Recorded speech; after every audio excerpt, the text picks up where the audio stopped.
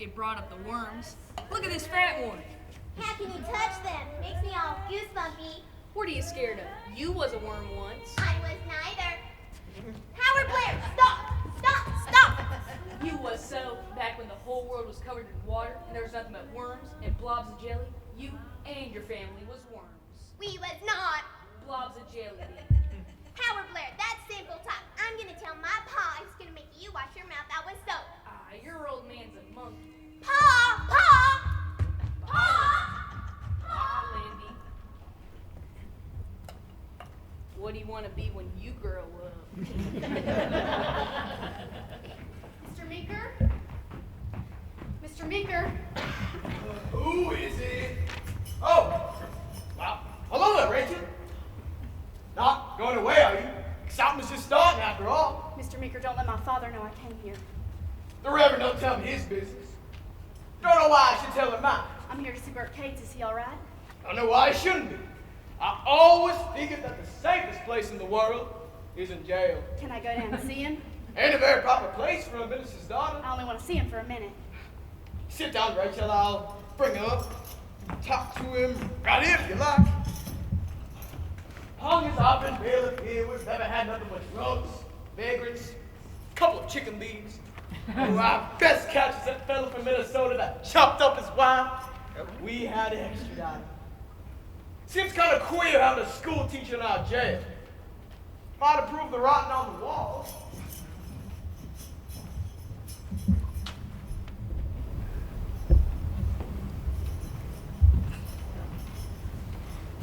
Well, I'll leave it to him on the top. Now run off, Bert. Rach, Hello, Bert. I told you not to come here. Couldn't help it. Mr. Meeker won't tell, and nobody else saw me, so I couldn't stop thinking of you locked up here. You know something funny? Well, the food's better than the boarding house, and you better not tell anyone how cool it is down there. We'll have a crime wave every summer. I stopped by your place and picked up some of your things, a clean shirt, your best tie, and some handkerchiefs. Thanks. Bert, why don't you tell him it was all a joke? Tell him you didn't mean to break the law and that you won't do it again. I suppose everybody's all steamed up about Brady coming. Paul's going down at the station to meet him. Kessic's coming on a special train out of Chattanooga. Everybody's going down. Strike up the band. Bert, it's still not too late. Why can't you just admit you were wrong? If the biggest man in the country, next to the president maybe, if Matthew Harrison Brady comes here to tell the whole world how wrong you are, You still think I did wrong? why did you do it? You know I did it. That the book in my hand, Hunter Civic Biology, I opened it up and read my sophomore science class, chapter 7. Darwin's Origin of Species. All it says is that man wasn't just stuck here, like a geranium in a flower pot, that living comes from a long miracle. Didn't just happen in 7 days. There's a law against it. I know that. Bert, everybody says that what you did is bad. It isn't as simple as that. Good or bad, black or white. Do you know that at the top of the world, the twilight is sick and law? But we don't live at the top of the world. We live in Hillsboro, and when the sun goes down, it's dark. Why do you try to make it different? Here. Thanks, Rach. Why can't you be on the right side of things? Your father's side? Rach, love me.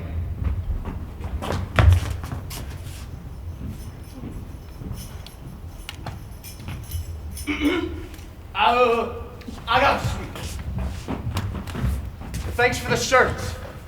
Imagine Matthew Harrison Brady coming here. Now, I voted for him for president twice. Once in 1900 and again in '08. Wasn't old enough to vote for him the first time he ran. But my party, I seen him once at a Chautauqua meeting in Chattanooga. The tech pole shook. Who's gonna be your lawyer, son? I'm not sure yet. I wrote to the newspaper in Baltimore. They're sending somebody. He better be loud.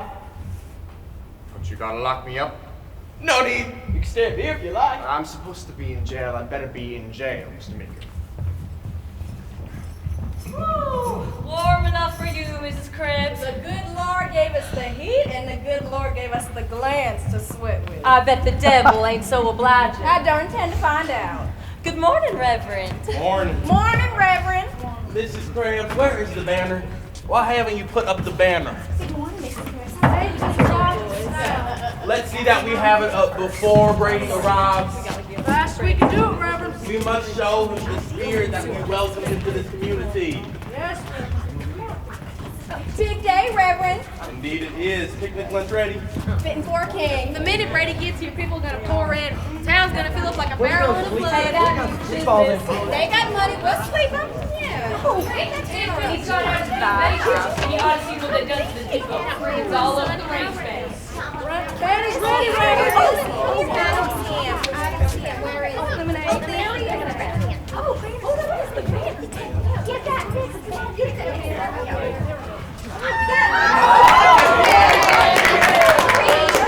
Words I live by.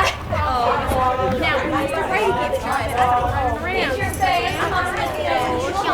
Bye, Bible, your guidebook to eternal life.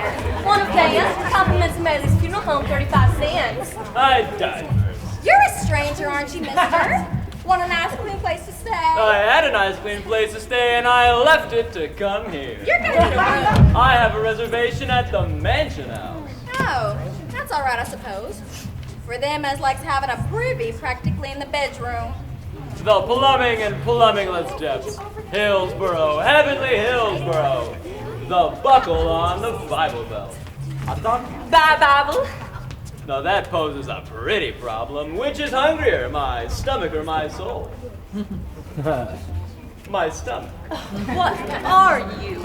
An evolutionist? An infidel? A sinner? The worst kind. I write for a newspaper. I need a ornament of the Baltimore Herald. Train's coming! I see the smoke coming way up the track! Ready? We're marching to Zion! Beautiful, beautiful Zion! We're marching upward to Zion! Amen. Shield your eyes, kid, for you're about to meet a man who wears a cathedral for a cloak and a church spire for a hat, whose tread as the thunder of the legions of the lion-hearted. Say, you're missing the show. Well, somebody's got him on the store. May I ask your opinion, ma'am, on the subject of evolution? Don't have any opinions. They're bad for business. Sound the trumpet. Beat the drum. Everybody's come to see alive and breathing in a country cooler. A high school teacher. Wild, untamed. Enough for me! It is good enough for Fox! It is good enough for Fox! It is good enough for Fox! And it's good enough for me! It is good enough for Brady! It is good enough for Brady! It is good enough for Brady! It's good enough for me!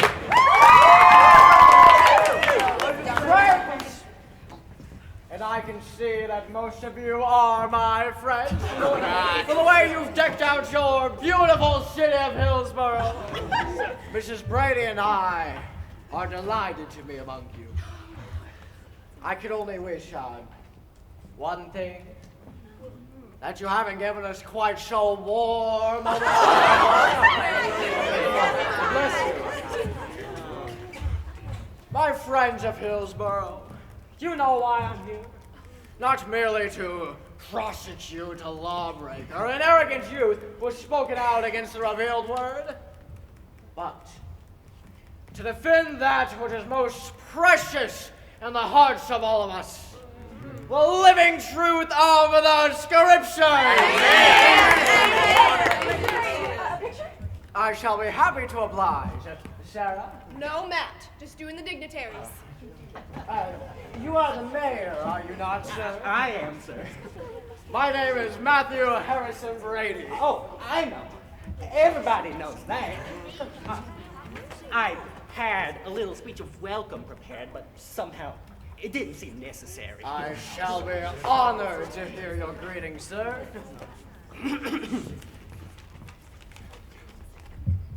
Mr. Matthew Harrison Brady, this municipality is proud to have within its city limits the warrior who has always fought for us ordinary people. The lady folk of this town wouldn't have the right to vote if it wasn't for you fighting to give them that support. Mr. President Wilson would never have got to the White House and won the war if it wasn't for you supporting him. And in conclusion, the governor of our state. Ooh, hold it. Matt, you didn't have your jacket on. Perhaps we should have a more formal pose. Who is the spiritual leader of this community? Reverend Jeremiah Brown. Your servant in the Lord. The Reverend at my left, the Mayor at my right. We must look serious, gentlemen, but not too grave. Hopeful, I think is the word. We must look hopeful. In conclusion, the governor of our state has vested in me the authority to confer upon you a commission as honorary colonel in the state militia. Colonel Brady! I like the sound of that. Well, we thought you might be hungry, Colonel Brady, after your train ride. So, the members of our ladies have prepared. Oh, splendid! Splendid! I could do with a little snack. Mr. Brady! You know, Mr. Brady, Colonel, all of us here voted for you 3 times. I trust it was in 3 separate elections. Sure, I'll come Davenport. Of course! Circuit District Attorney. We'll be a team, won't we, young man? Of course. Quite a team. Oh, what a handsome repast. Oh, what a challenge it is to fit on the old armor again. To test the steel of our truth against the blasphemies of science. To stand tall Matthew, and... it's a warm day. Remember the doctor told you not to overeat. Don't worry, Mother. Just a bite or two. Now, who among you knows the defendant, H, is that his name? Well, We all know him, sir. everybody in Hillsborough knows everybody else. Can anybody tell me if this fellow, Cage, is a criminal by Or nature? isn't a criminal? He's good, really. He's just a... Oh, wait. My child, is Mr. Cage your friend? I can't tell you anything about him. Rachel, my daughter will be pleased to answer any question you have. Your daughter, Reverend. You must be proud indeed. Now tell me, how did you come to be acquainted with Mr. Cage? At school. I'm a school teacher, too. I'm sure you teach according to the precepts of the Lord. I try. My pupils are only second graders. Has Mr. Cage ever tried to plague your mind with his heathen dogma? Bert is not a heathen. I understand your loyalty, my child. This man, the man in your jailhouse, is a fellow school teacher, likable, no doubt, and you are loath to speak out against him before all these people. Think of me as a friend, Rachel. And tell me what's trouble. Who's gonna be the defense attorney? We don't know yet. It ain't been announced. Well, I'm sure whoever he is, he won't have much chance against your husband. Now, will he? I disagree. And who are you? Hornbeck. E.K. Hornbeck of the Baltimore Herald. Hornbeck. I'm a newspaper man, bearing news. When this sovereign state decided to indict the sovereign mind of a less than sovereign school teacher, my editor decided that there was more than a headline here. Therefore, the Baltimore Herald is happy to announce that it is sending 2 representatives to heavenly Hillsborough. The most brilliant journalist in America today, myself, and the most agile legal mind of the 20th century, Henry Drummond. Drummond. We got the Henry Drummond, the agnostic. Yes. A Merry Christmas and a jolly Henry Drummond for the defense. Well, No, Henry Drummond is an agent of darkness. We will not allow him in this town. I don't know by what law you can keep him out. I could look it up in our town's ordinances. Good idea. No, I saw Drummond once in a courtroom in Ohio. A man was on trial for a most brutal crime, and he admitted that the man was guilty, and he was perverting the evidence, turning the guilt away from the accused onto you, onto me, onto all of society. Henry Drummond. Oh, dear me. I can still see him now. A slouching hulk of a man whose head juts out like an animal's. You look at his face and wonder why God would create such a man. And then you know he is not a creature of God. What is he? He's a creature of the devil. Maybe even the devil himself.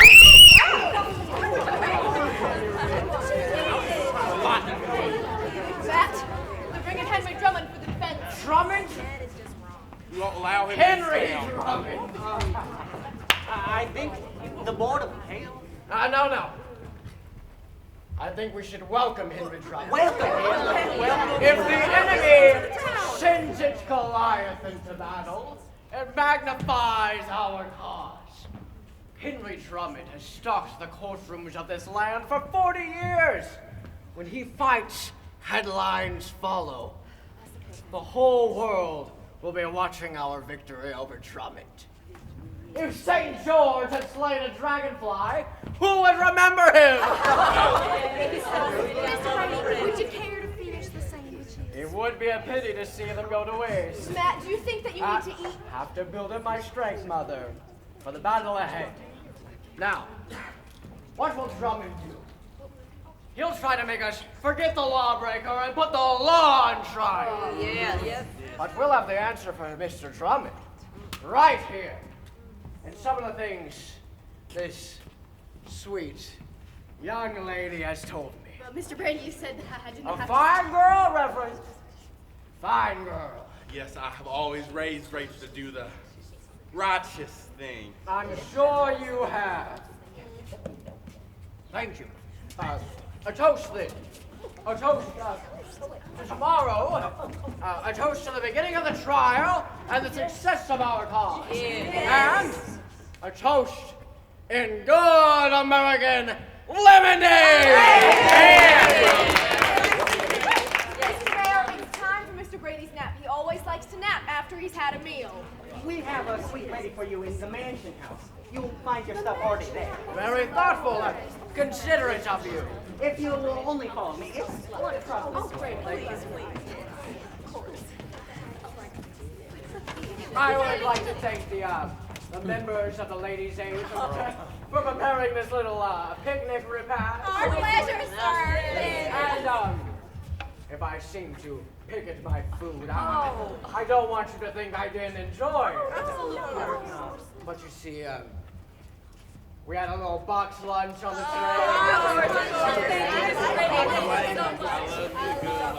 It is good enough for Brady. It is good enough for Brady. It is good enough for Brady. Amen. Good enough for me. Give me that old time religion. Give me that old time religion. Give me that old time religion. It's good enough for me. Mr. Meeker? Mr. Meeker? Bert? Bert, can you hear me? Bert, you've got to tell me what to do. I don't know what to do. I offer advice at remarkably low hourly rates. 10% off to unmarried young ladies and a special discount to the clergy and their daughters. What are you doing here? I'm inspecting the battlefield the night before battle, before it's cluttered with the debris of journalistic camp followers. I'm scouting myself an observation post to watch the fray. Wait, why do you want to see Bert Cates? What's he to you or you to him? Can it be that both beauty and biology are on our side? There's a newspaper here I'd like to have you read. It just arrived from that modern, wicked Sodom and Gomorrah, Baltimore. Not the entire edition, of course. No Happy Hooligan, Abe, Kabibble, Barney, Google. Merely the part that matters. E.K. Hornbeck's brilliant little symphony of words. You should read it. I may be rancid butter, but I'm on your side of the bread. This sounds as if you're a friend of Brady's. As much as a critic can be a friend to anyone. Want a bite? Don't worry, little Eva, I'm not the serpent. This isn't from the tree of knowledge. You won't find one in the orchards of heavenly Hillsborough. Birches, beeches, butternuts. A few ignorance bushes. No tree of knowledge. Will this be published here in the local paper? In the Weekly Bugle or whatever it is they call that leaden stuff they blow through the local linotypes? I doubt it. It would help, Bert, if the people here could read this. It would help them understand. I never would have expected you to write an article like this. You seem so... Cynical? That's my fascination. I do hateful things for which people love me. I do lovable things for which they hate me. I am admired for my detestability. I am both poles and equator with no temperate zones in between. You make it sound as if Bert is a hero. I'd like to think that, but I can't. A school teacher is a public servant. I believe he should do what the law and the school board want him to. Like if the superintendent comes to me and says, Miss Brown, you're to teach from Whitley's second reader. I don't feel that I have to give him an argument. Ever give your pupils a snap quiz on existence? What? Where we are, where we came from, where we're going. All the answers to those questions are in the Bible. All? You feed the youth of Hillsborough from a little truck garden in your mind. I think there must be something wrong in what Bert believes if a great man like Mr. Brady comes out to speak against him. Matthew Harrison Brady came to find himself a stump to shout from. That's all. You couldn't understand. Mr. Brady is the champion of ordinary people like us. Wake up, Sleeping Beauty. The ordinary people played a dirty trick on Colonel Brady. They ceased to exist. Time was when Colonel Brady was the hero of the Hinduism, water boy for the great unwashed. But they've got inside plumbing in their heads nowadays. There's a highway that runs through the backwoods. The trees have all made room for their leafless cousins, the telephone poles. Henry's Lizzie rattles into town each morning, leaving behind yesterday's Messiah, standing in a cloud of flivver dust. The boob has been deboobed, and Colonel Brady's virginal small towner has been had by Marconi and Montgomery Ward. Sure you don't want to bite? Awful good. Gonna be a hot night, Mrs. McLean. I thought we'd get some relief when the sun went down.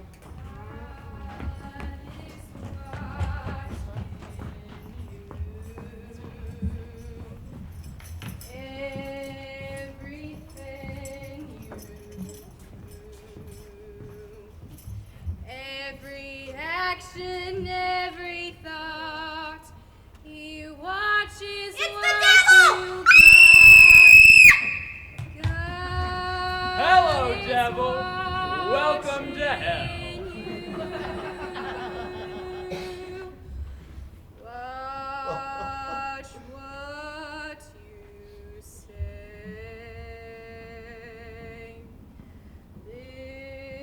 Listen and obey. Every action, every thought, he watches what you does. God is watching.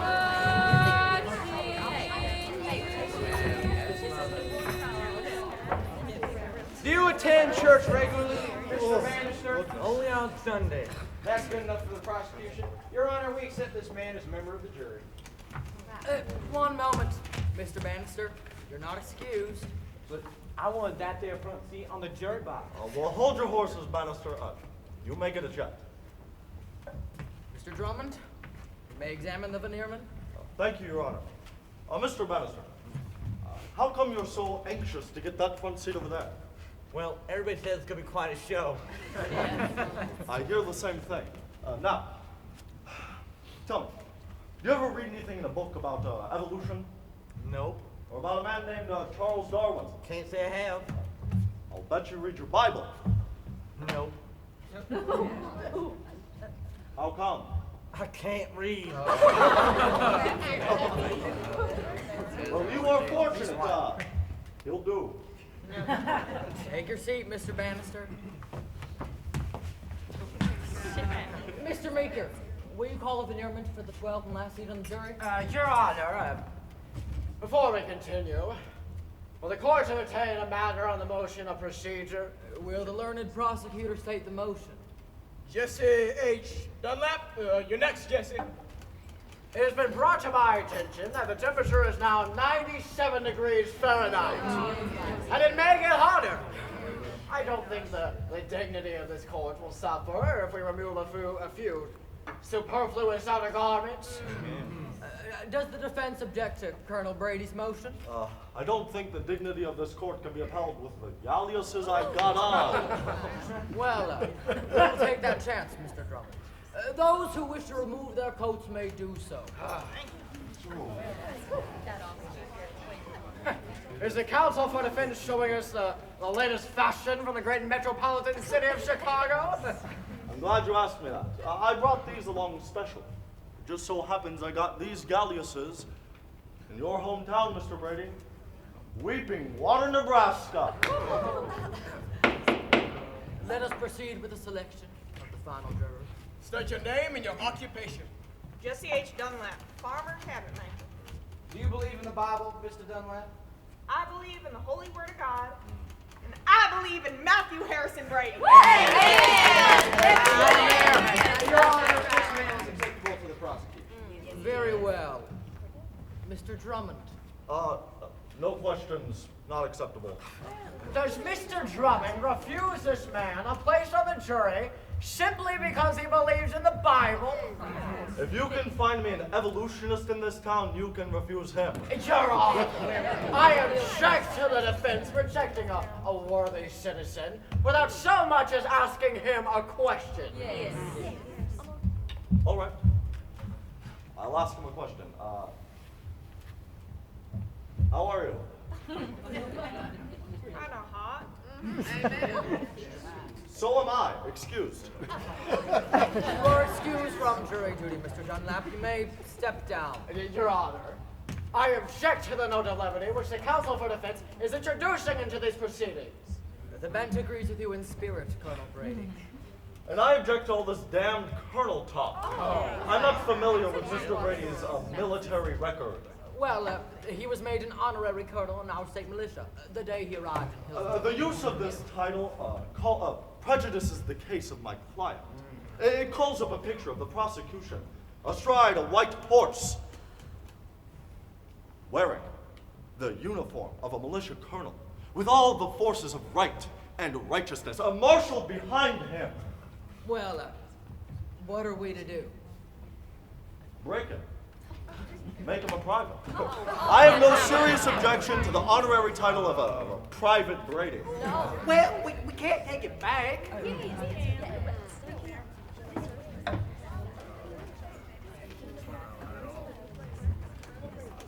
By authority of, well, I'm sure the governor wouldn't have any objection. I hereby appoint you, Mr. Drummond, a temporary honorary colonel in the state militia. Gentlemen, I don't know what to say. It isn't often in a man's life that he attains the exalted rank of a temporary honorary colonel. It will be made permanent, of course, pending the arrival of the proper papers over the governor's signature. I thank you. Colonel Brady. Colonel Drummond, you will examine the veneerment?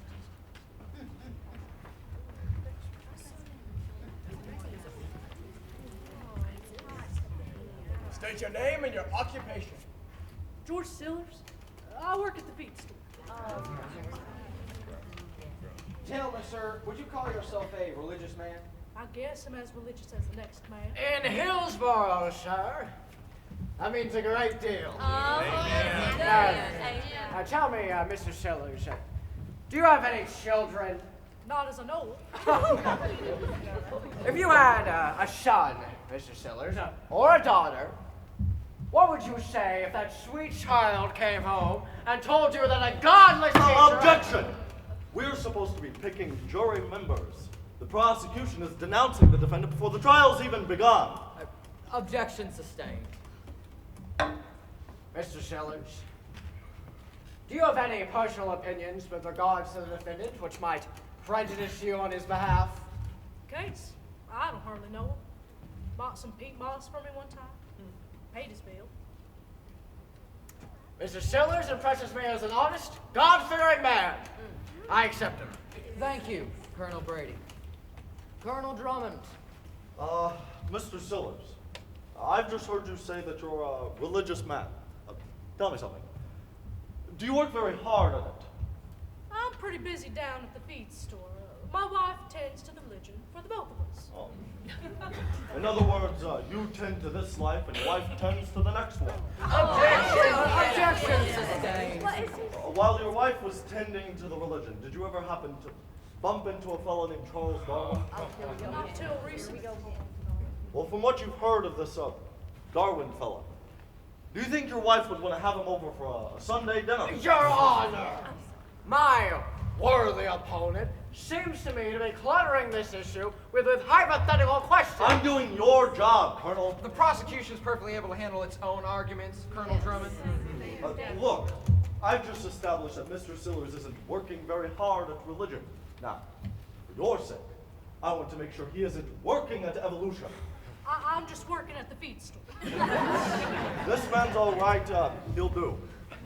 I am not altogether satisfied. Out of that Mr. order. Sellers will The be prosecution has already trial. accepted this man. I want a fair trial. So do I. Unless the state of mind of the members of the jury conforms to the standards and laws. Conform. What do you want to do? Run the jury through a meat grinder so they all come out the same?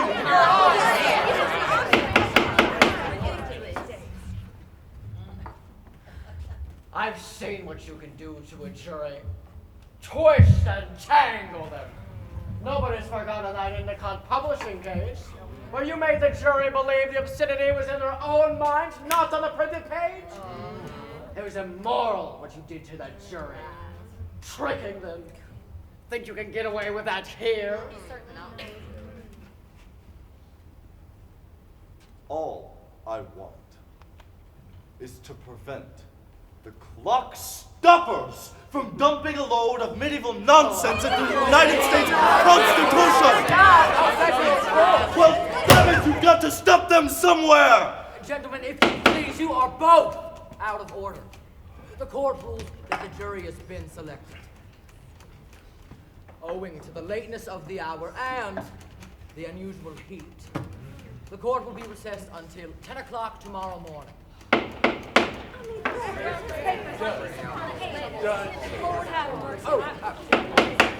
Excuse me. The Reverend Brown has asked me to announce that there will be a prayer meeting tonight on the courthouse lawn to pray for justice and guidance. All are invited. Your Honor, I object to this commercial announcement. Commercial announcement. For Reverend Brown's product. Why don't you also announce that there will be an evolutionist meeting? I have no knowledge of such a meeting. That's understandable. It's bad enough that everybody who walks into this courthouse has to walk underneath a banner that says, "Read your Bible." Your Honor, I want that banner taken down. Or another banner put up just as big letters that says, "Read your Bible." Read your Darwin, I mean. You are out. The court stands recessed.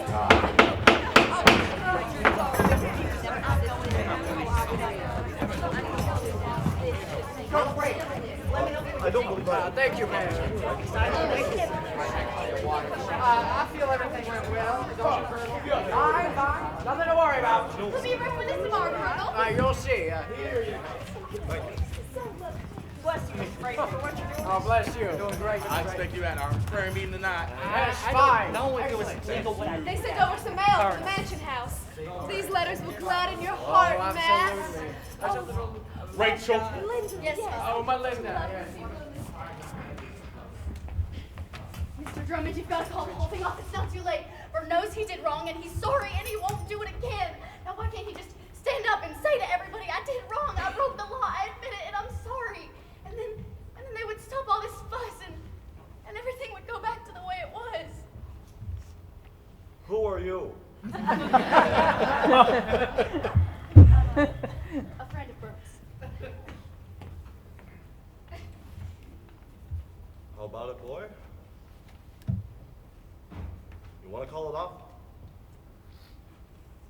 I never thought it'd be like this. Barnum and Bailey coming to town. Well, if you're getting cold feet, we can call it quits. Yes. People look at me as if I was a murderer, worse than a murderer. Remember that fellow that killed his wife? Remember, Rach? Half the town turned out to watch him, put him on the train. They just stared at him, as if he was a curiosity, not like he'd done anything really wrong, just different. Well, there's nothing very original about murdering your wife. People, I thought my friends look at me now as if I had horns growing out of my head. Murdering a wife isn't nearly as bad as murdering an old wives' tale. You kill one of their fairy tale notions, and they bring down the wrath of God, Brady, and the whole state legislature. You make a joke out of everything. You seem to think it's all so funny. Lady, when you lose your power to laugh, you lose your power to think straight. Mr. Drummond, I can't laugh. I'm scared. Good. You'd be a damned fool if you weren't. You're supposed to be helping Burton. Every time you swear, you make it worse for him. I'm sorry if I offend you, but I don't swear just for the hell of it. Look, I figure language is a poor enough means of communication as it is. So we ought to use every word we've got. And besides, there are damned few words that everybody understands. You don't care anything about Bert. You just want a chance to make speeches against the Bible. I care a great deal about Bert. I care a great deal about what Bert thinks. Well, I care about what the people in this town think of him. And can you buy back his respectability by making him a coward? I understand what Bert's going through. It's the loneliest feeling in the world. Find yourself standing up when everybody else is sitting down. Have everyone look at you and say, what's the matter with him? I know. I know what it feels like. To walk down an empty street, listening to the sound of your own footsteps. Blinds drawn, shutters closed, doors locked against you, not sure if you're walking towards something or just walking away.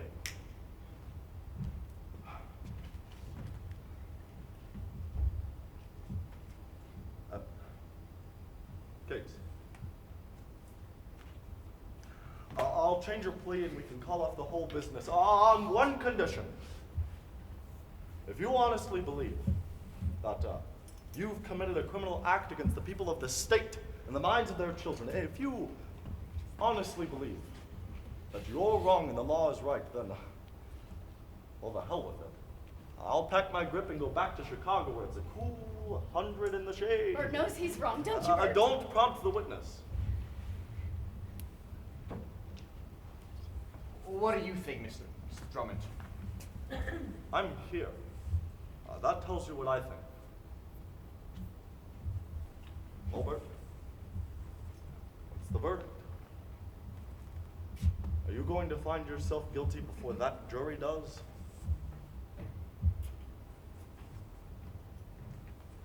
No, sir. I'm not gonna quit. Bert, please, just think It about wouldn't do any good now, anyhow. Rach, if you'll just stick by me, we can fight it out. I don't know what to do. I don't know what to do. What's the matter, Rach? I don't want to, Bert, but Mr. Brady says... What does Mr. Brady say? They want me to testify against Bert. No, you can't. Bert, I don't mean to rush you, but Rach, the things I've talked to you are things you just say to your own heart. If you get up on the stand and say those things out loud, I mean, don't you understand? The words I've said to you, softly in the dark, just trying to figure out what the stars are for or what's on the backside of the moon. Bert.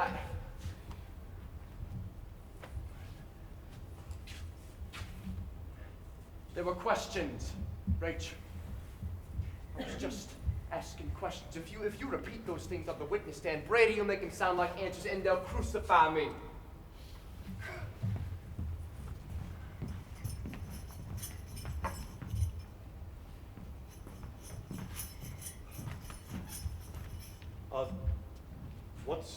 What's your name? Rachel what? Rachel Brown. Can they make me testify? I'm afraid so. It would be nice if no one could make anyone do anything, but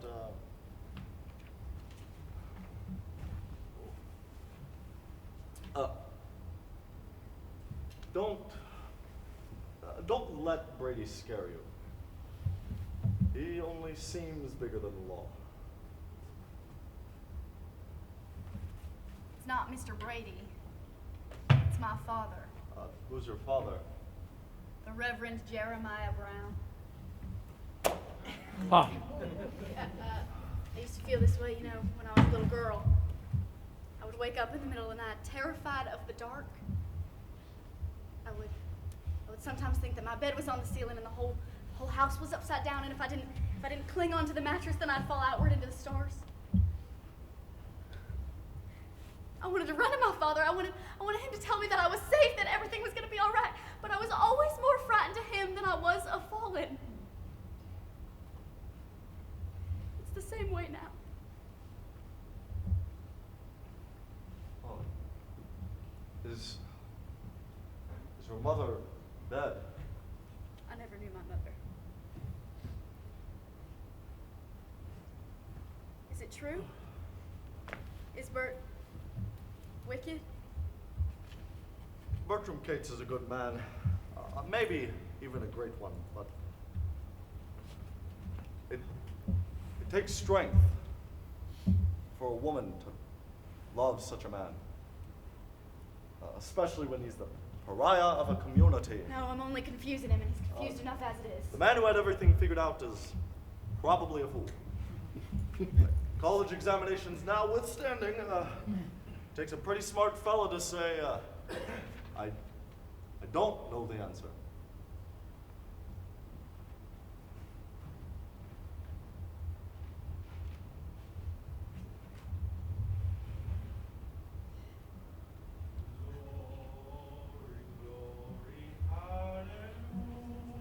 What are we gonna do about this time?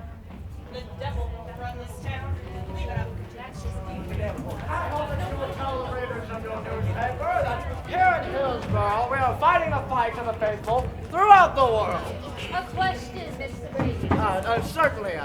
Where are you from, young lady? London, sir. Reuters News Agency. Oh, excellent. I have many friends in the United Kingdom. What is your personal opinion of Henry Drummond? I'm glad you asked me that. I want people everywhere to know that I bear no personal animosity towards Henry Drummond.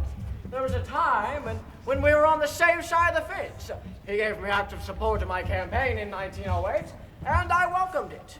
But I say that if my own brother challenged the fate of millions, as Mr. Drummond is doing, I would oppose him still.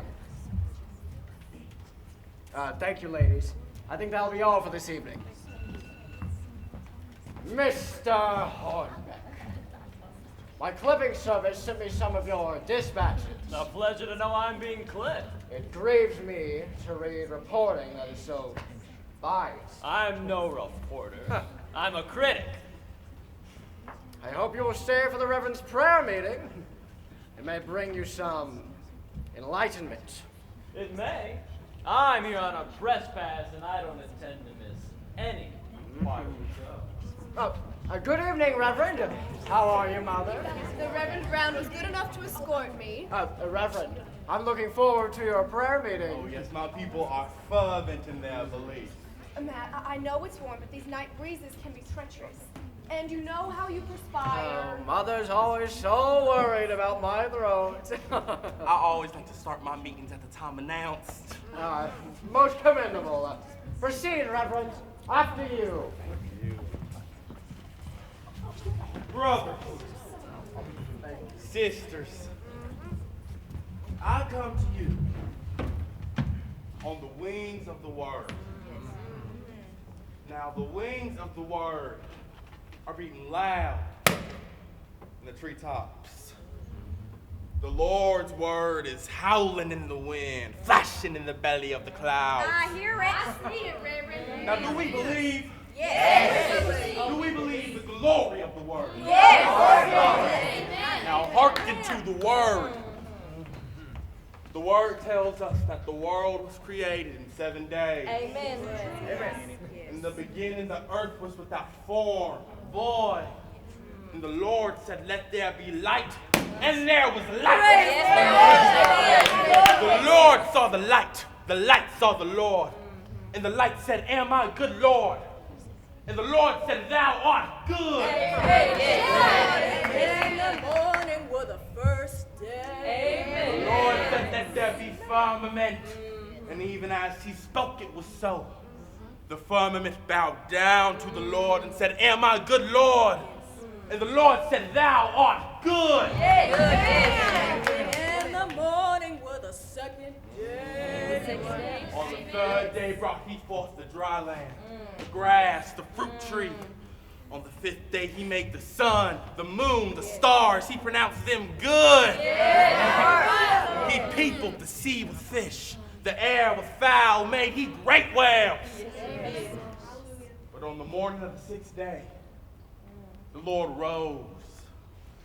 His eye was dark, a scowl across his face. Now I ask you why? Why was the Lord so troubled? Why? The Lord rose.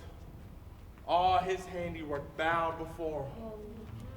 And he said, "It is not good. It is not enough. It is not finished. I shall make me a man."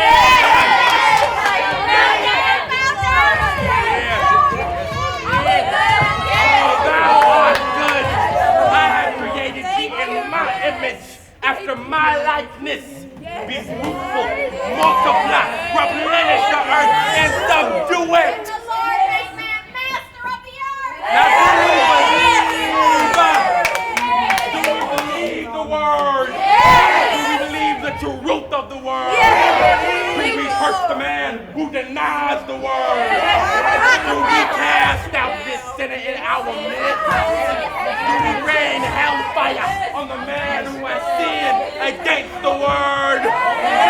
Oh Lord, a tempest in the thunder. Oh Lord, a righteousness in wrath. I pray that thou wilt make a sign unto us. Strike down this sinner as I did thy enemies of old. Days that rose, let him feel the terror of thy sword. For all eternity let his soul rise in the anguish and damnation. No, Father, don't pray to this. No. You cast this name upon those who are the Christ on the side.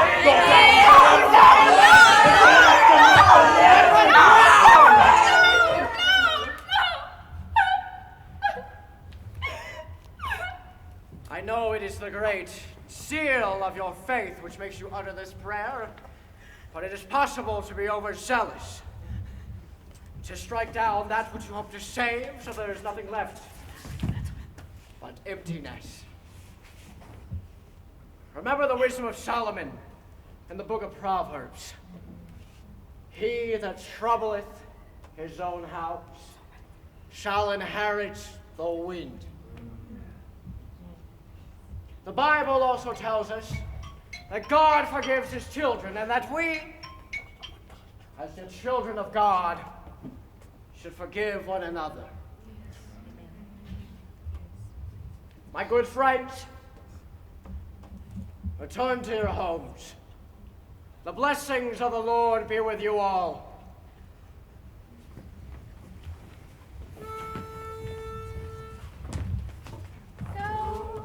Sailing on the mountain, over the hills and everywhere. Go, telling on the mountain that Jesus Christ is born. The shepherds kept their watching, for silent flocks by night. Behold, throughout the heavens there shone a holy light.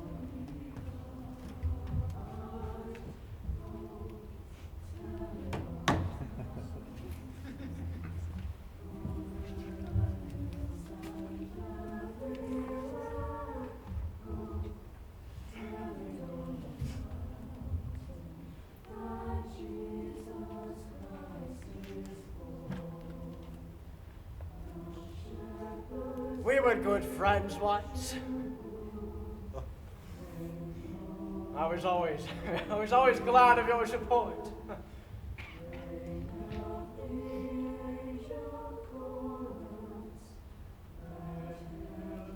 What happened between us? There used to be a mutuality of understanding and admiration.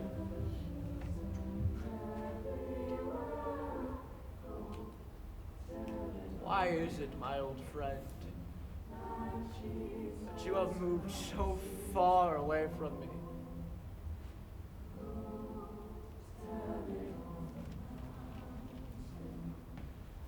All motion is relative. Perhaps it is you who have moved away by standing still.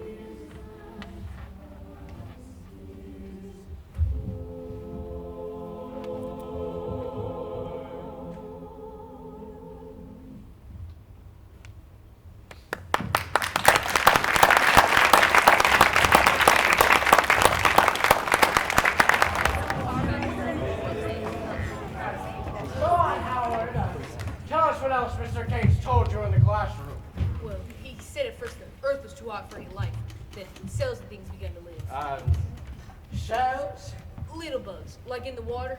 Then those little bugs got to be bigger bugs and sprouted legs and crawled up onto the land. And how long did this take, according to Mr. Cates? Couple million years. Oh, maybe 1 second. Then come the fishes and the reptiles and the mammals. Man's a mammal. Along with the dogs and the cattle in the field. Did he say that? Yes, sir. Now, Howard, how did man come up out of this slimy mess of bugs and serpents, according to your professor? Man was sort of evoluted from the old world. Did you hear that, my friends? Old world monkeys. According to you and I, Mr. Cates aren't even, according to Mr. Cates, you and I aren't even descended from good American monkeys.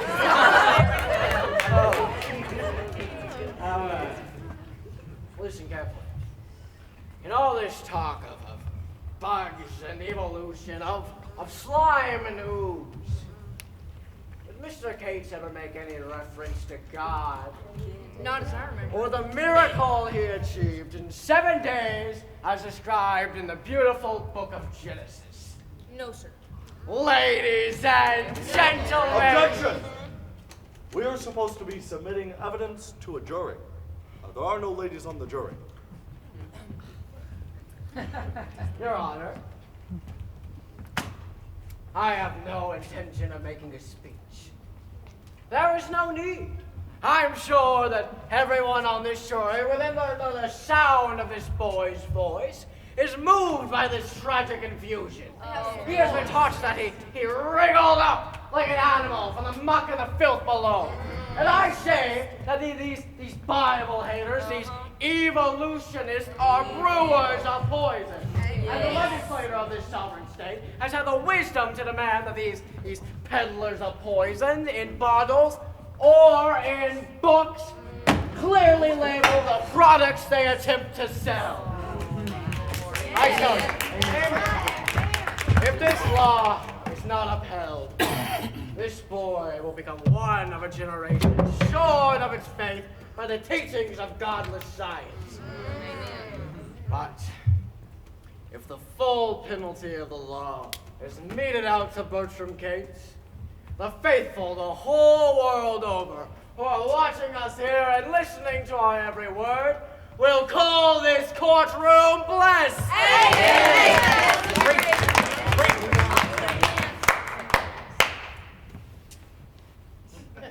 Your witness, sir.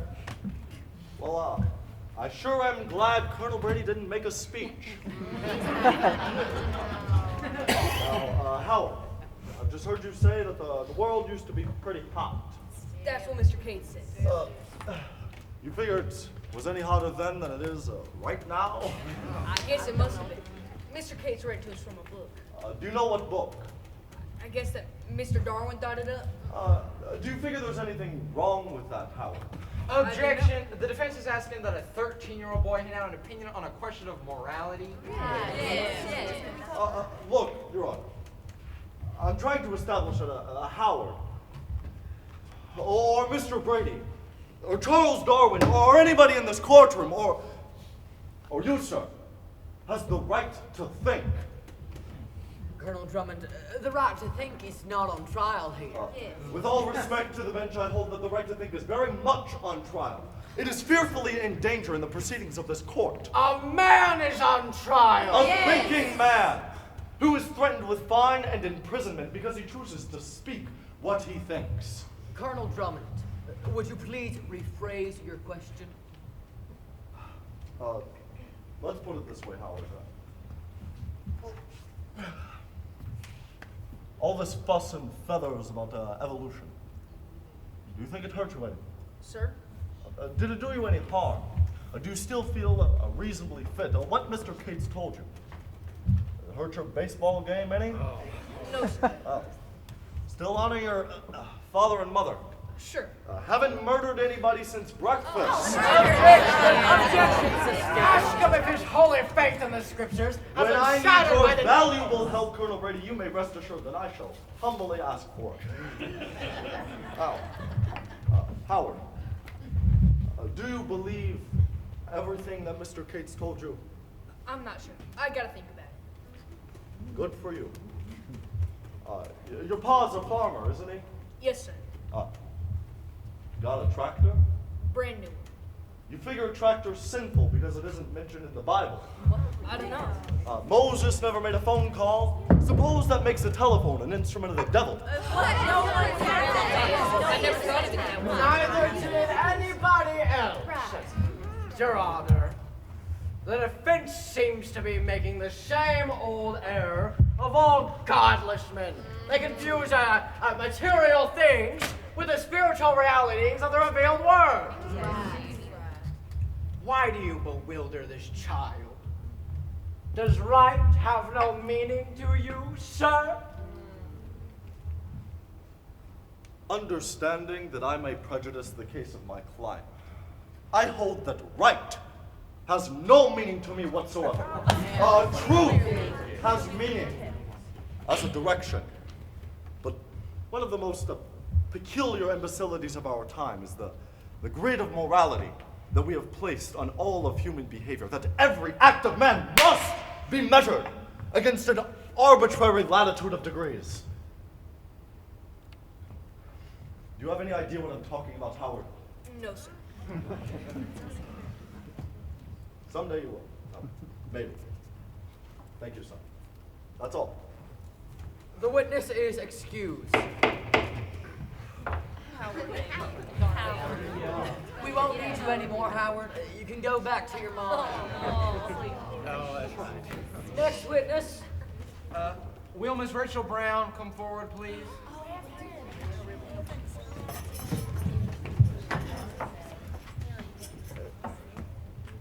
You solemnly swear to tell the truth, the whole truth, and nothing but the truth, so help you God.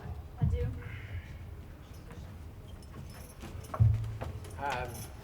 Miss Brown, You are a teacher at Hillsborough Consolidated School, correct? Yes. So you have had ample opportunity to know the defendant, Mr. Cates, professionally. Yes. Is Mr. Cates a member to the spiritual community to which you belong? Objection! I don't understand all this talk of spiritual communities. If the prosecution wants to know if they go to the same church, why doesn't he ask that? Objection overruled.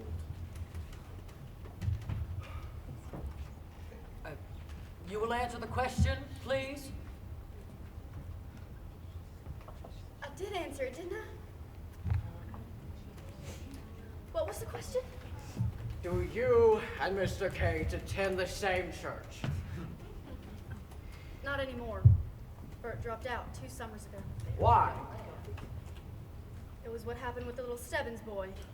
Would you tell us some more about that, please?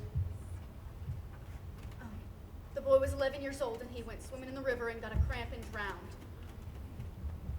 Bert felt awful. He lived right next door and Tommy Stebbins would come over sometimes and look through Bert's microscope.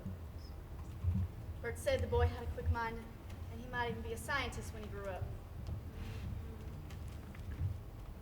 At the funeral, Pa preached that Tommy didn't die in a state of grace because his folks never had him baptized. Tell him what your father really said, that Tommy's soul was damned, writhing in hellfire.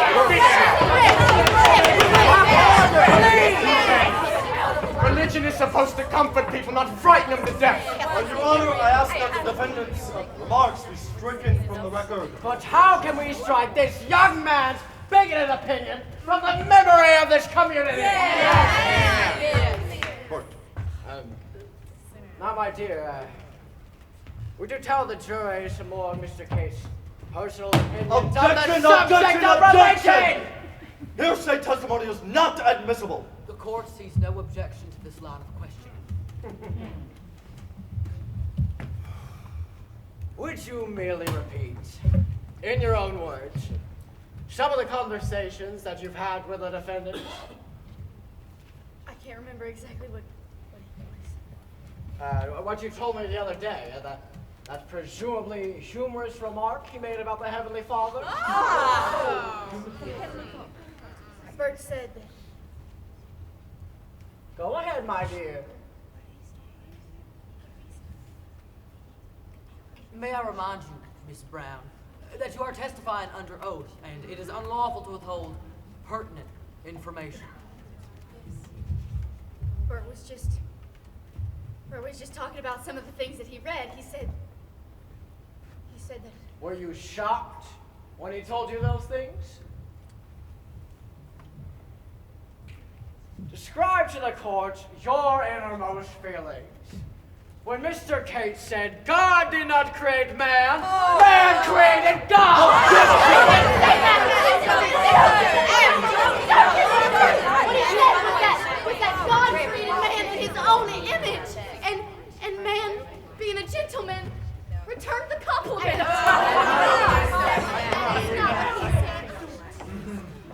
Tell us some more. What did he say about the holy state of matrimony? Did he compare it with the breeding of animals? He didn't say that. He didn't mean that. All that he said was, he said that. Are you ill, Miss Brown? Would you care for a glass of water?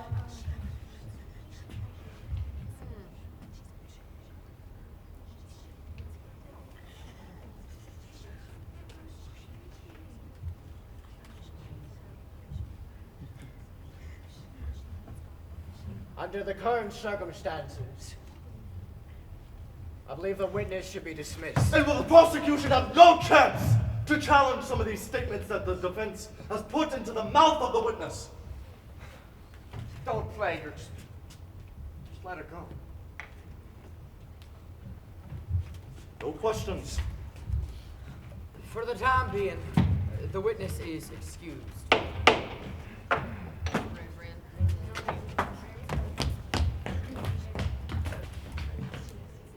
Does the prosecution wish to call any further witnesses? Not at the present time, Your Honor. We shall proceed with the case for the defense. Colonel Drummond. Your Honor, I wish to call Dr. Amos D. Keller, head of the Department of Zoology at the University of Chicago. Objection! On what grounds? I wish to inquire what possible relevance the testimony of a zoology professor can have in this trial. It has every relevance. My client is on trial for teaching evolution. Any expert testimony regarding to his alleged infringement of the law must be admitted. Irrelevant, immaterial, inadmissible. Why? If Bertram Cates were accused of murder, would it be irrelevant to call an expert witness to examine the weapon? Or would you rule out such expert testimony that the so-called murder weapon was incapable of firing a bullet? I fail to grasp the learned counsel's meaning. Oh. The defense wishes to call Dr. Keller to the witness stand so he can explain to the gentlemen of the jury exactly what the evolutionary theory is. How can they pass judgment on something they don't know anything about? I hold that the very law we are here to try refuses such testimony. The people of this state have made it very clear they don't want this zoological hogwash slobbering around the classrooms.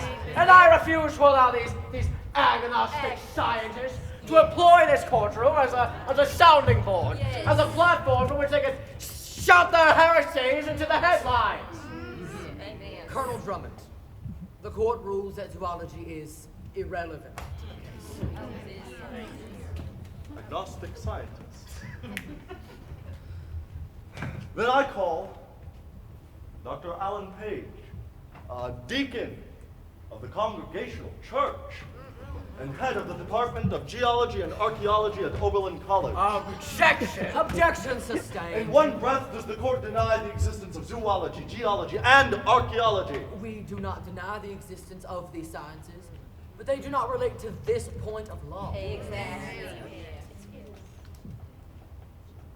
In other words, the court rules out any expert testimony on Charles Darwin's origin of the species or descent of man. The court so rules. I call Walter Aronson, head of the department. He's an anthropologist, philosopher, author, one of the greatest minds in the world today. Objection, Colonel Brady. Objection! Your Honor, the defense has brought in Hillsborough at great expense and inconvenience 15 noted scientists, some of the greatest thinkers in the world. They are basic to the defense of my client. For it is in my intent to show to this court that what Bertram Cates spoke softly one spring afternoon in the Hillsborough High School is no crime. It is incontrovertible as geometry to every community of enlightened minds. In this community, Colonel Drummond, and in this sovereign state, exactly the opposite is the case. The language of the law is clear. We do not need experts to question the validity of a law that is already on the books. Yes.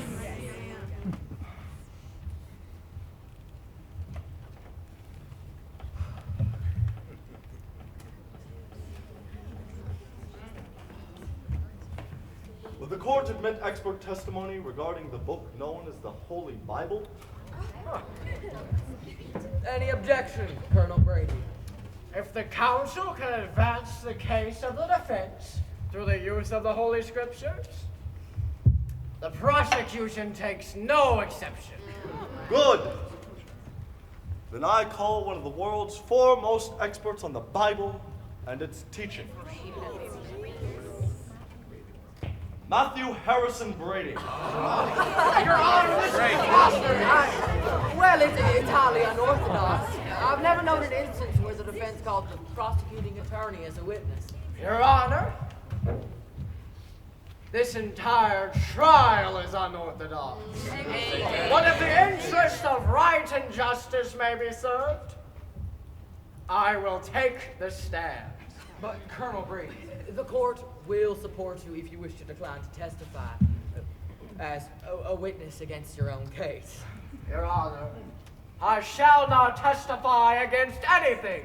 I will simply speak out as I have for all of my life on behalf of the living truth of the Holy Scriptures.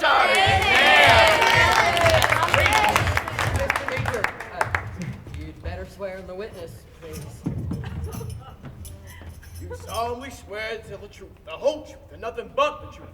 So help you God. I do. And he will.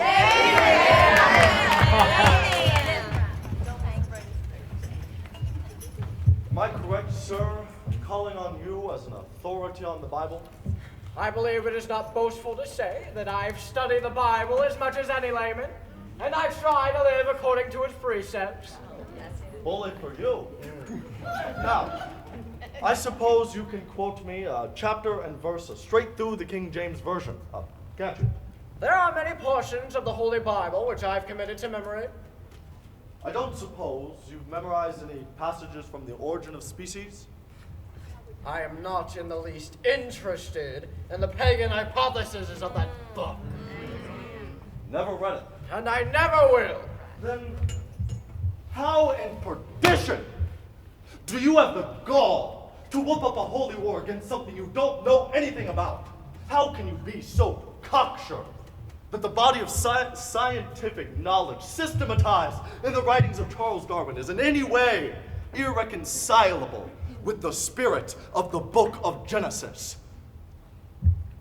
Would you state that question again, please? Let's put it this way. Page 19 of the Origin of Objection, Species Your Honor. states... Colonel Brady's been called up as an authority on the Bible, and now this gentleman from Chicago is using this opportunity to read into the record scientific testimony which you, Your Honor, have previously ruled is irrelevant. If he's going to examine Colonel Brady on the Bible, he should stick to the Bible, the Holy Bible, and only the Bible. You will confine your questions to the Bible. All right. I get the scent in the wind. We'll play in your ballpark, Colonel. But let's get this straight. Let's get it clear. This is the book that you're an expert on. That is correct. Now, do you feel that every word written in this book should be taken literally? Everything in the Bible should be accepted exactly as it is given there. Now, take this story where the whale swallows Jonah. You figure that actually happened? The Bible does not say a whale. It says a big fish. Matter of fact, this is a great fish, but it's pretty much the same thing. Now, what's your feeling about that? I believe in a God who can make a man and who can make a whale and make both do as he pleases. I want those amens in the record. Now, I recollect a story where Joshua makes the sun stand still. Now, as an expert, you tell me that's as true as the Jonah business, right? Pretty neat trick. You figure Houdini could do it?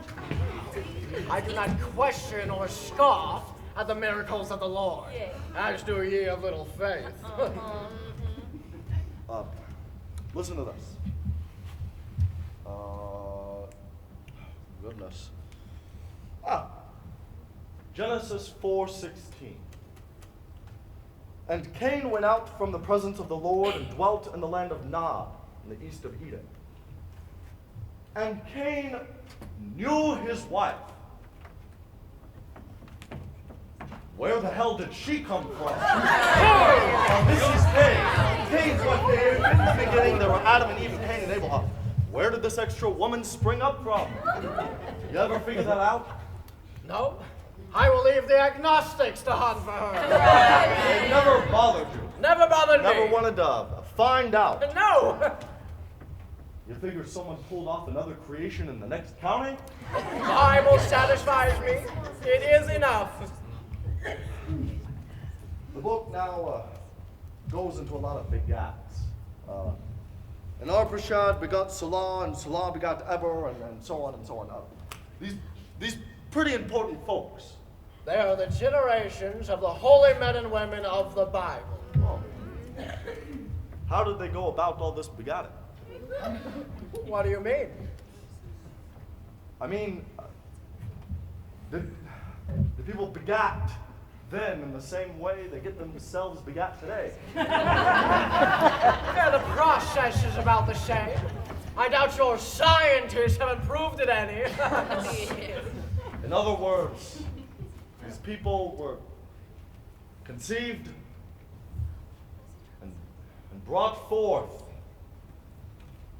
through the normal biological function known as sex. What do you think of sex, Colonel Brady? In what spirit is this question asked? I'm not asking you as a father or a husband or as a presidential candidate. You're up here as an expert on the Bible. What is the biblical evaluation of sex? It is considered original sin. Oh. And all these holy people got themselves begat through a original sin. All this sinning make them any less holy? Your Honor, where is Mr. Drummond going with this? What's it got to do with the state versus Bertram case? Colonel Drummond, the court must be satisfied that this line of questioning has some bearing on the case. You've ruled out all of my other witnesses. I must be allowed to examine the one witness who left me in my own way. Your Honor, I'm willing to sit here and endure Mr. Drummond's sneering and his disrespect. For he is pleading the case of the prosecution with his contempt for all that is holy. I object. I object. I object! On what grounds? Is it possible that something is holy to the celebrated agnostic? Yes! The individual human mind. In a child's power to master the multiplication table, there is more sanctity than in all your shouted amens, holy, holies, and hosannas. An idea is a greater monument than a cathedral, and the advancement of man's knowledge is more of a miracle than any sticks turned to snakes or parting of waters. But are we now to halt the march of progress because Mr. Brady frightens us with a fable? Gentlemen, progress has never been a bargain. You've got to pay for it. Sometimes I think there's a man behind the counter who says, all right, you can have a telephone, but you must give up your right to privacy, the charm of distance. Madam, you may vote, but at a price. You lose your power to retreat behind a powder puff and a petticoat. Mister, you may conquer the skies, but the birds will lose their wonder and the clouds will smell of gasoline. Darwin moved us forward to a hilltop where we could look back at the way from which we came. But for this view, this insight, this knowledge, we must abandon our faith in the pleasant poetry of Genesis. We must not abandon faith. Faith is the important thing. Then why did God plague us with the power to think? Mr. Brady, why do you deny the one faculty which lifts man above all other creatures on earth, the power to reason? What other merit have we? The elephant is larger, the horse is stronger and swifter, the butterfly more beautiful, the mosquito more prolific, even the simple sponge is more durable. Oh, does a sponge think? I don't know. I'm a man, not a sponge. Do you think a sponge thinks? If the Lord wishes a sponge to think, it thinks. Does man have the same rights as a sponge? Of course. This man wishes to be accorded the same privileges as a sponge. He wishes to think. Oh, but your client is wrong. He is deluded. He has lost his way. It's sad that we are not all gifted with your positive knowledge of right and wrong, Mr. Brady. How old do you think this rock is? I am more interested in the Rock of Ages than I am in the age of rocks. Dr. Page at Oberlin College tells me that this rock is 10 million years old. Well, Colonel Drummond, you managed to sneak in some of that scientific testimony after all. Look, Mr. Brady, these are fossil remains of a prehistoric marine creature which were found in this very county and lived here millions of years ago when those very mountain ranges were submerged in water. I know. The Bible gives me a fine account of the flood. But your professor is a little mixed up on his dates. That rock is no more than 6,000 years old. How do you know? A fine biblical scholar, Bishop Usher, has determined for us the exact date and hour of the creation. It occurred in the year 4004 BC. That's Bishop Usher's opinion. It is not an opinion. It is literal fact, which the good bishop arrived at through careful computation of the ages of the prophets as set down in the Old Testament. In fact, he has determined that the Lord began the creation on the 23rd of October in the year 4004 BC at 9 a.m. What was that, Eastern Standard Time? It couldn't have been daylight savings time because the Lord didn't make the sun until the fourth day? That is correct. That first day. Was it a 24-hour day? The Bible says it was a day. There wasn't any sun.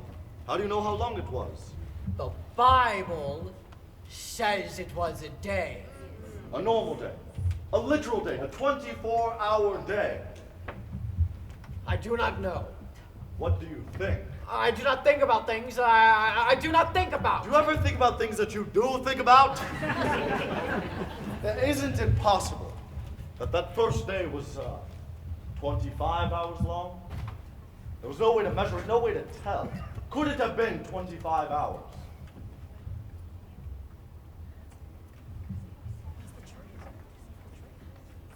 It is possible. Oh! So you interpret that the first day recorded in the book of Genesis is of an indeterminate length. What I mean to say is that the day referred to is not necessarily a 24-hour It day. could have been 30 hours. Or a month. Or a year. Or 100 years. Or 10 million years! That is not only irrelevant, immaterial, it is illegal! I demand to know the purpose of Mr. Drummond's examination. What's he trying to do? I'll tell you what he's trying to do. He's trying to destroy everybody's faith in the Bible and in God. You know that's not true. I'm trying to stop you bigots and ignoramuses from controlling the education of the United States, and you know it! How are you sure you're bigots? I shall ask the bailiff to clear the court if there is not order here. How dare you attack the Bible? The Bible is a book. It is a good book. But it's not the only book. It is the revealed work of the Almighty. God spake it to the men who wrote the Bible. And how do you know God didn't speak to Charles Darwin? I know because God tells me to oppose the evil teachings of that man. Oh, so God speaks to you then? Yes. He tells you exactly what's right and what's wrong. Yes. And you act accordingly. Yes. So you, Matthew Harrison Brady, through oratory legislation or whatever, pass out God's orders to the rest of the world. Gentlemen, meet the prophet from Nebraska. Please. Is that the way of things? No. God tells Brady what is good. No. To be against Brady is to be against God. No. Each man is a free agent. Then what is Bertram Cates doing in a Hillsborough jail? Suppose Mr. Cates had enough influence and lung power to railroad through the state legislature a law that only Darwin be taught in schools. Ridiculous. Ridiculous. There's only one great truth in the world, and that is that... The gospel according to Brady. God speaks to Brady, and Brady tells the world, Brady Almighty. The Lord is my strength, and through him... Suppose a lesser man, a Cates or a Darwin, has the audacity to think that God might speak to him. That an unbrady thought might still be holy. Must men go to prison because they are at odds with a self-appointed prophet? Let us extend the testaments. We shall have a book of Brady. We shall hex the Pentateuch and slip you in neatly between Numbers and Deuteronomy.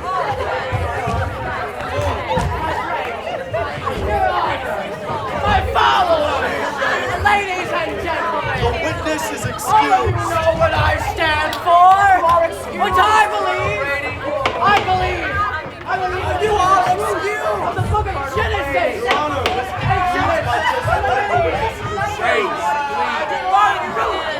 Joshua, Judges, 1 Samuel, 2 Samuel, 1 Kings, 2 Kings, Isaiah, Jeremiah, Lamentations, Ezekiel, Daniel, Hosea, Joel, Amos, Obadiah, Jonah, Micah, Nahum, Habakkuk, Haggai, Zephaniah,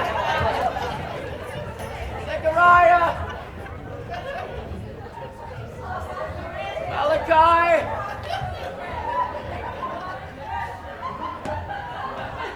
Matt. Mother. They're laughing at me, Mother. No, Matt. No, they're not. I can't stand it when they laugh at me. It's all right, baby.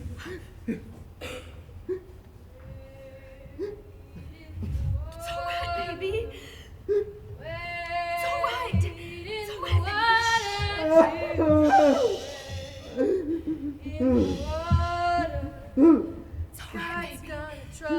It's all right, baby. Shh. Wade in the water. Wade in the water, children. Wade in the water. God's gonna trouble the water.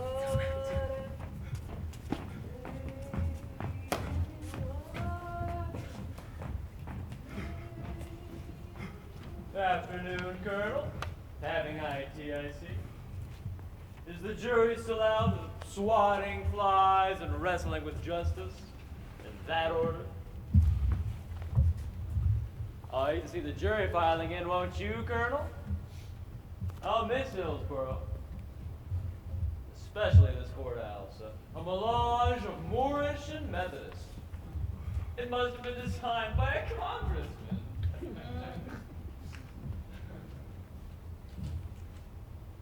Mr. Drummond, what's going to happen? What do you think is going to happen, Bert?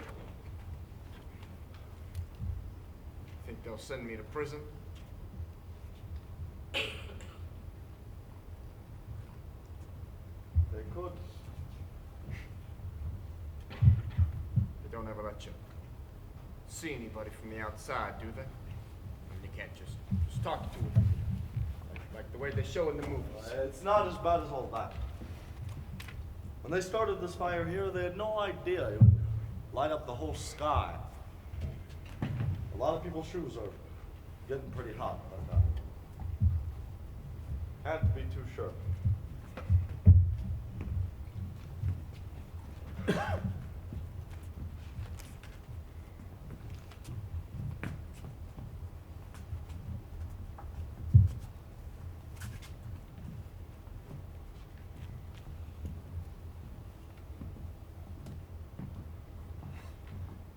Well, he seems so sure. He seems like he knows what the verdict is going to be. Nobody And knows. I've got a pretty good idea. When you've been a lawyer as long as I have, 1,000 years more or less, you get to where you can smell the way a jury's thinking. What are they thinking now? Huh. One day, I'm gonna get me an easy case. An open and shut case. I got a friend up in Chicago, big time lawyer. Lord, the money rolls in. You know why? Because he never takes a case that isn't a sure thing. Like a jockey that won't go in on a race unless he can ride the favorite. You sure picked the long shot this time, Mr. Drummond. Sometimes I feel like law is like a horse race. Sometimes to me it seems like I ride like fury just to end up back where I started. Like a merry-go-round, or rocking horse, or golden dancer. What did you say? That was the name of my first long shot, golden dancer. She sat in the big side window of the general store in Wakeman, Ohio. I used to stand out in the street and think to myself, if I had golden dancer and had everything in the world that I wanted. I was 7 years old and a very fine judge of rocking horses at the time. It was a week's wage from my father, so golden dancer and I always had a plate glass window between us. She had a bright red mane and blue eyes, and it was gold all over with purple spots. And when the sun hit her stirrups, whoo, it was a dazzling sight to see. Oh, let's see. It wasn't Christmas. It must have been my birthday. One morning, I wake up and golden dancer was at the foot of my bed. Maud skimped on groceries, and Father had worked nights for a month, but I jump on the saddle and start to rock, and it broke. The whole thing split in two. It was put together with spit and sealing wax, all shine and no substance. But if you find something bright, shining, perfect seeming, look behind the paint. And if it's a lie, show it up for what it really is. I think this is the best place to put it, if it's all right with you, Your Honor. There's no precedent for this sort of thing. You understand, sir, we're making history here today. This is the first time a public event has ever been broadcast. Well, I'll allow it, provided you don't interfere with the business of this court. Thank you, sir. Merle, I gotta talk to you. Over here. This wire just came in. The boys up in the state capitol are getting worried about how things are going. Newspapers all over are raising such a hullabaloo, and the boys are beginning to feel nervous. After all, November ain't too far off, and it don't do any of us any good to have any of the voters getting all steamed up. Wouldn't do us any harm to let things just simmer down a little. Well, go easy, Merle. Testing 1, 2, 3, 4. Testing 1, 2, 3, 4. Oh, what's that? An enunciator. Oh, you're going to broadcast. We have a direct wire to WGN Chicago. As soon as the jury comes in, we'll announce the verdict. Radio. God, this is going to break down a lot of walls. You're not supposed to say God on the radio. Why the hell not? You're not supposed to say hell either. This is going to be a barren source of amusement. Can one speak into either side of this device? Oh, yes, sir. Either side. Kindly signal me if my voice does not have a sufficient projection for your radio apparatus.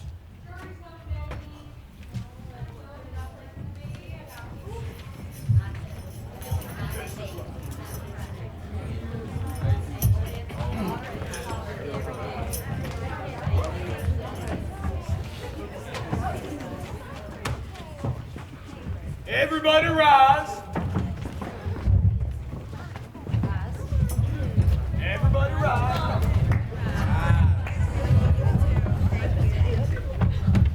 Hear ye, hear ye. Court will reconvene in the case, the state versus Bertram case.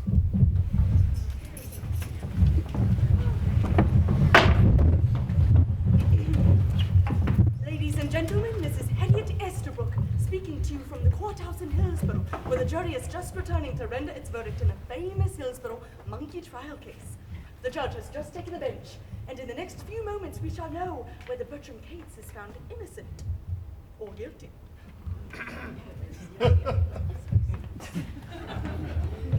Gentlemen of the jury, have you reached a decision? Yeah. Yes, we have, Your Honor.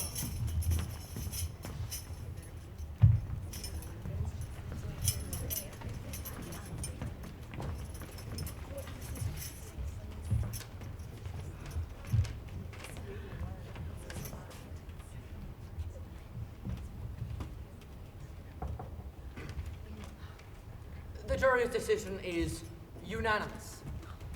Bertram Cates is found guilty Now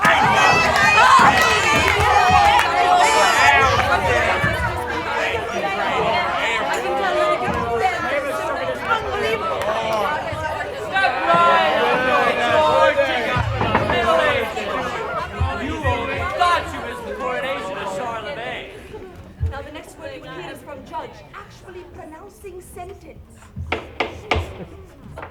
The prisoner will rise to hear the sentence of this court.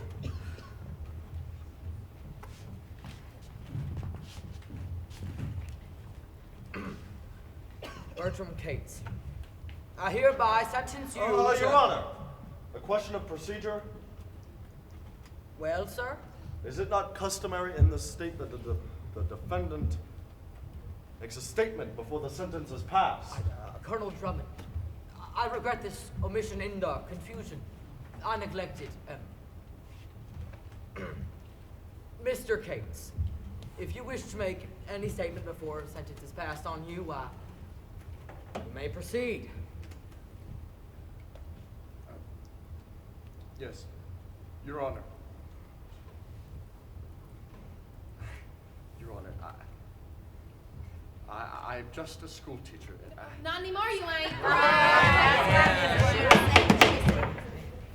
I was a school teacher. I feel I've been convicted of violating an unjust law, and I will continue as I have in the past and will in the future to oppose this law. Aye.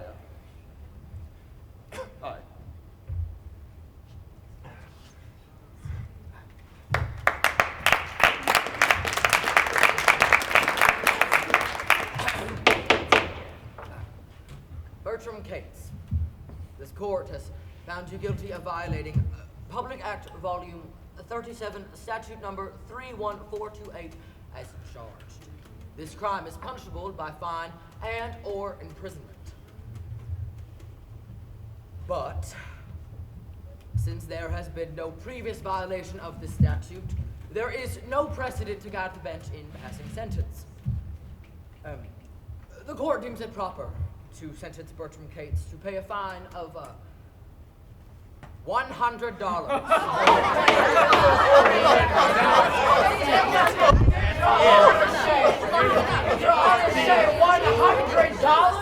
That is correct.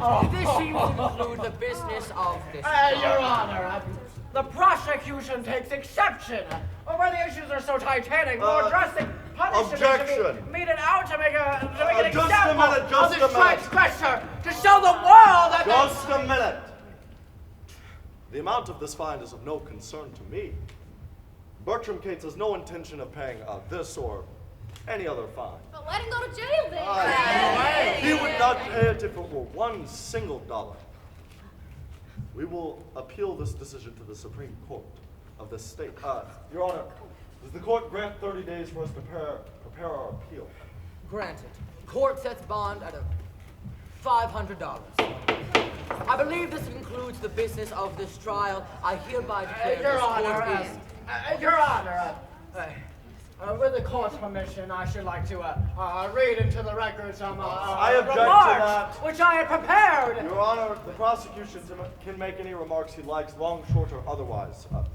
In a Chautauqua tent, or in a presidential candidate, our business in Hillsborough is completed.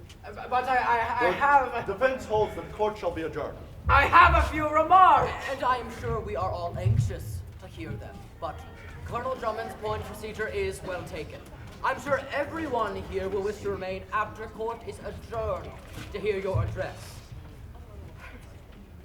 I hereby declare this court is adjourned sine die. I have some coleslaw right now. Quiet! Order in the... I mean your attention. Please, we are honored to hear a few words from Colonel Brady, who wishes to address you. My friends, your attention, please. Fellow citizens and friends of the unseen audience. From the hollowed hills of sacred Sinai, in the days of remote antiquity, came the law which has been our bulwark and our shield age upon age. When I've looked to the law as they would look to the mountains whence cometh our strength.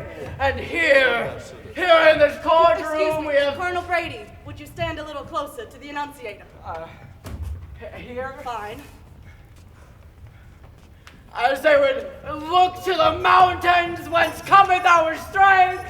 And here in this courtroom we are seen vindicated. Ladies and gentlemen, our program director in Chicago has advised us that our time here is completed. We have seen Heading vindicated. Estabrook speaking, we now return you to our studios with Matinee Musical. From the hollowed hills of sacred Sinai. Look at him. Matt. Matt. Oh, no! You gotta have it, Matt! Somebody get a doctor! Get away! Get him out of here as fast as we can! Mr. Chief Save our holy prophet!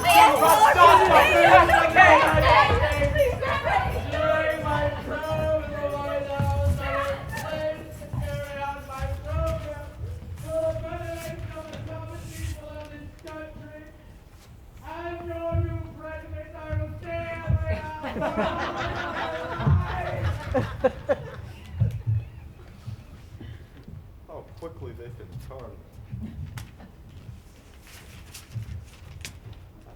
And how painful it can be when you don't see it coming.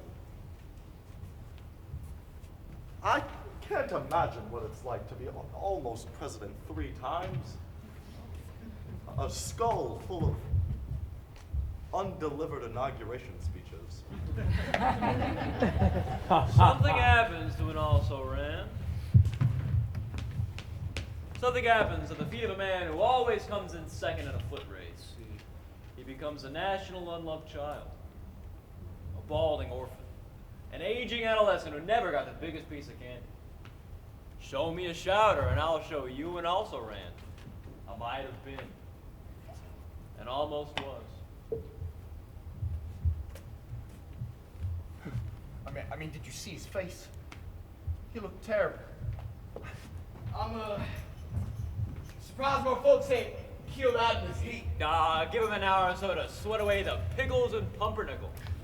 To let his mouth forget the acid taste of a vinegar victory. Mount Brady will erupt again by nightfall, shouting irrelevant fires and lukewarm ashes.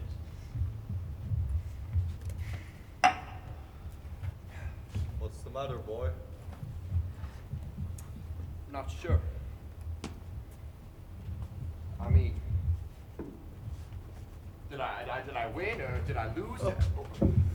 You won. But the jury found me. What jury?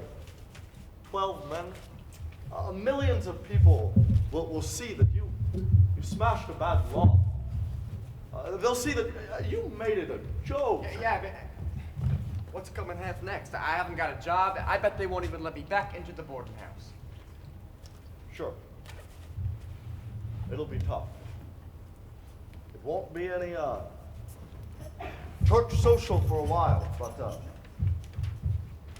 while they're making you sweat, remember that you've helped the next fellow. What do you mean? I mean, you don't suppose this kind of thing is ever finished, do you? Well, sure as hell, tomorrow, someone else will have to stand up and you'll have given him the guts to do it.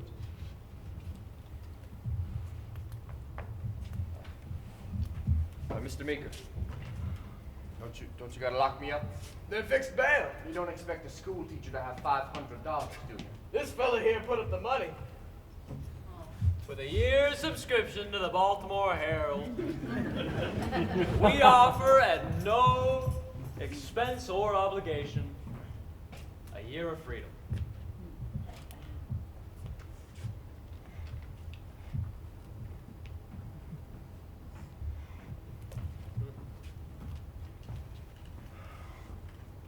Oh, Rachel, Hello, Bert. I don't need any more shirts. I'm free, for now anyway. These are my things, Bert. I'm going away. Where you go? I'm not sure, but I'm leaving my father. Rachel. Bert, it's my fault the jury found you guilty. Partly my fault. I helped. This is your book, Bert. I read it all the way through. I don't understand it, and what I do understand I don't like. I don't want to think that men come from apes and monkeys, but I think that's besides the point. That's right. That's besides the point. Mr. Drummond, I hope I haven't said anything to offend you. You see, I haven't really thought very much. I was always afraid of what I might think, and so it seemed safer not to think at all. But now I know a thought is like a child inside our body. It has to be born. If it dies inside you, then part of you dies with it. Maybe what Mr. Darwin wrote is bad. I don't know. Good or bad, it doesn't make any difference. The ideas have to come out, like children. Some healthy as a bean plant, and some sickly. I think the sickly ideas die most, don't you, Bert?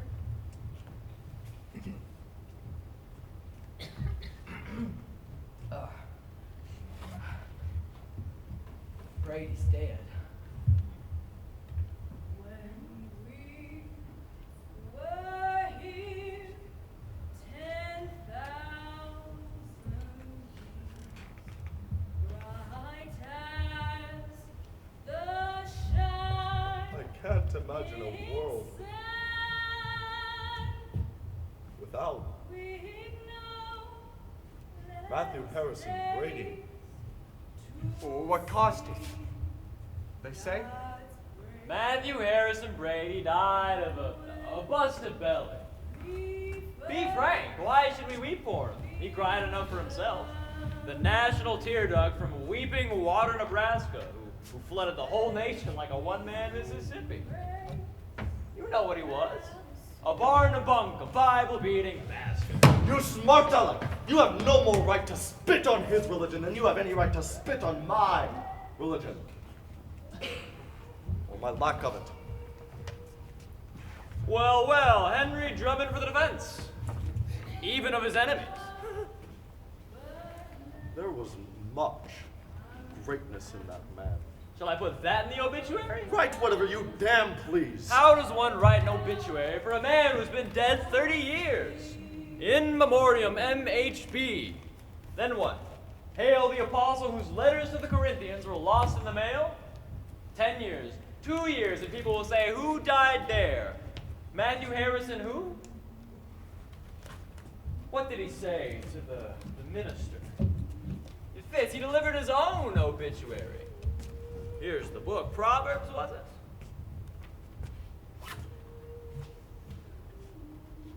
He that troubleth his own house shall inherit the wind.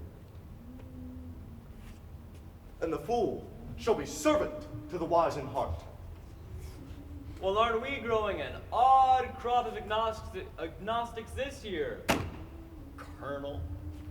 I'm getting damn tired of you, Hornbeck. Why? You never push a noun against a verb except to blow up something. That's a typical lawyer's trick, accusing the accuser. And what am I accused of? I charge you with contempt of conscience, self-perjury, kindness of forethought, and sentimentality in the first degree. Why?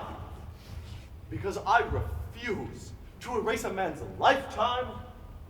I tell you, Brady had the same rights as Cates, the right to be wrong. Be kind to bigots, Wink. Brady is dead, so he must be kind. God, how this world is rotten with kindness. A giant once lived in that body. But Matt Brady got lost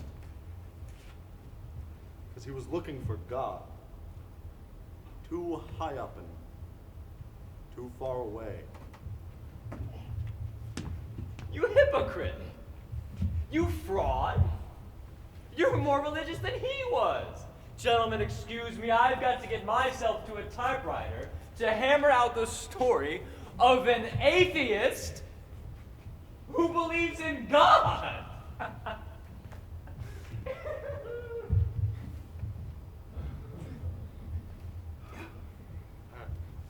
Colonel Drummond. Ah, Bert.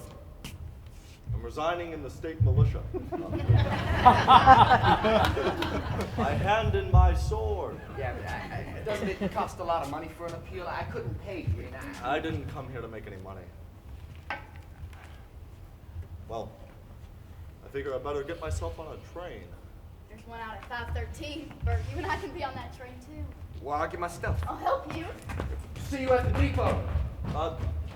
Say, you forgot